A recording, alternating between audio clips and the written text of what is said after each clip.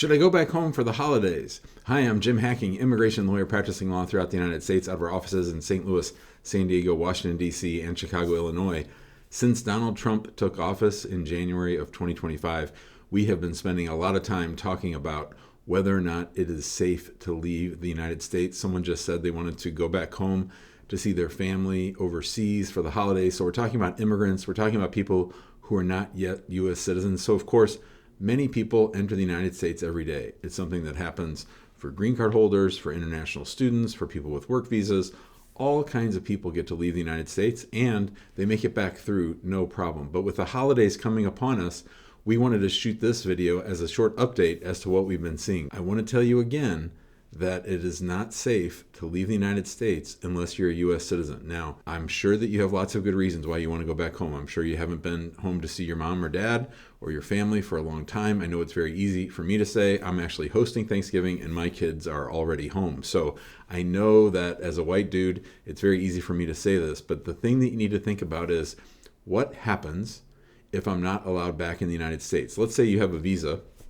And let's say your visa's expired, but you're going to go back home, make it a nice trip, and stop by the embassy to pick up a new visa stamp. What happens if they don't let you come back, if they don't give you the visa, and they put you in what's called administrative processing? I was speaking to a nice doctor from Saudi Arabia the other day. She has her PhD. She's doing amazing work. She has a pending I-140 and a green card application on file. She was thinking about going back to Saudi Arabia to see her family over the holidays and the long break after Christmas. And I said to her, I can see why you want to go. I understand and I get it.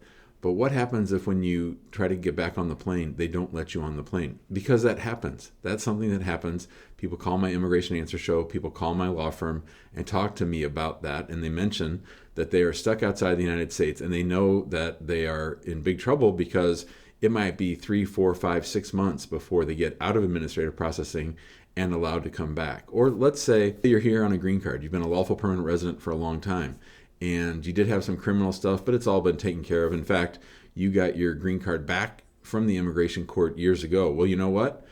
We had a case just recently where someone did that, came back from Vietnam, and they ended up being detained at the airport in Chicago for 8 days.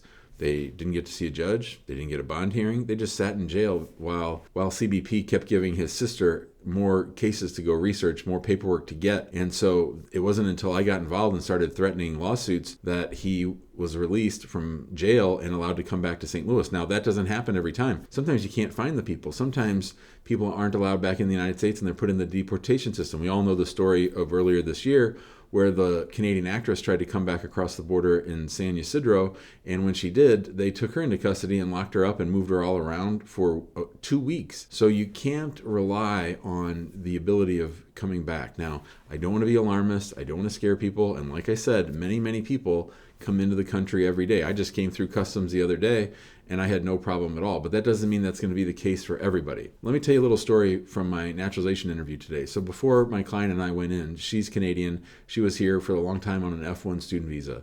And one time she was traveling back from Canada to the United States. This was years ago. And when she did it, she did not have a newly signed I-20. She didn't have a fresh I-20. In other words, her paperwork wasn't updated to show that she was still going to school. And this officer pulled her out of her family's group and took her aside and just berated her for 25, 30 minutes before scaring the crap out of her and allowing her to come back. Now, that's what happened years ago. What happens now in that scenario? CBP is being incentivized to put people in removal. CBP is incentivized to take people's visas away, to not let people into the United States. That's what we're dealing with now. So if you think that everything's going to be fine, go ahead. I don't care if you travel or not. I'll be here waiting for you. But at the end of the day, the question that you have to ask yourself is, what happens if I'm not allowed back? What happens if I go home for Thanksgiving? What happens if I go back for Christmas or Hanukkah or any other holiday? And when I try to get back on the plane, they don't let me in. Or when I come through Customs and Border Protection, they don't let me in. Or they put me into removal proceedings. Or they just lock me up for a few days because they want some additional paperwork. You have to understand that the Trump people view the immigration service under Joe Biden and Barack Obama as giving out immigration benefits like candy, as if the cases weren't properly scrutinized, and they are relitigating everything they can. They're looking at old visa entries. They're looking at old criminal stuff. They're looking at old immigration violations. They are doing that all at the border. And when you're at the border, that's when they have the greatest amount of power, the greatest amount of discretion as to who they let into the United States. So I want you to take this all into account.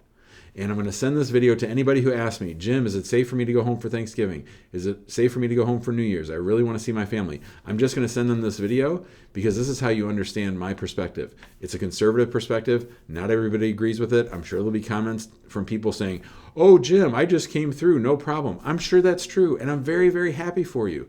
But my job as an attorney and as someone who wants to educate you about what's going on in America in 2025 is to make sure that you're thinking about the worst case scenario. Maybe you could afford to be outside the United States for 5 or 6 months. Maybe you could afford to not be able to pay your rent or not be able to take care of your dog or not be able to do your laundry because you're stuck outside or you're stuck in immigration detention. Not that that's likely to happen, but it could happen, and it is happening. And that's what you need to understand. That's what you need to get your mind right about. And that's what you need to think about before you leave the United States. So I'm not talking about this anymore. I'm not making another video about this for a long time. You need to understand that this is true, whether it's vacation time, family time, holiday time, whatever reason you have for going back home. If you think that there's a chance that you won't be allowed back in, you need to make a better decision. I said it right when Trump came into office, that there's an invisible wall coming outside the United States, making it harder for people to come in and making it harder for people to leave because they might not be able to come back in. If you're looking for more free information about this, we have a ton of it on our YouTube channel. You can subscribe to the channel, turn on alerts. Whenever we make a new video like this one, you can go live and see it, and you'll get alerted right away. We have our Immigration Answer Show, which I do on the YouTube channel and on Facebook and on LinkedIn and on Twitter. You can see us there. You can find us on TikTok at Immigration Hacking. And then we have a Facebook group where you can talk about the immigration process with thousands of other immigrants. It's called Immigrant Home. We'd love to have you join us there and to ask whatever questions you have. And we will see you on the next video.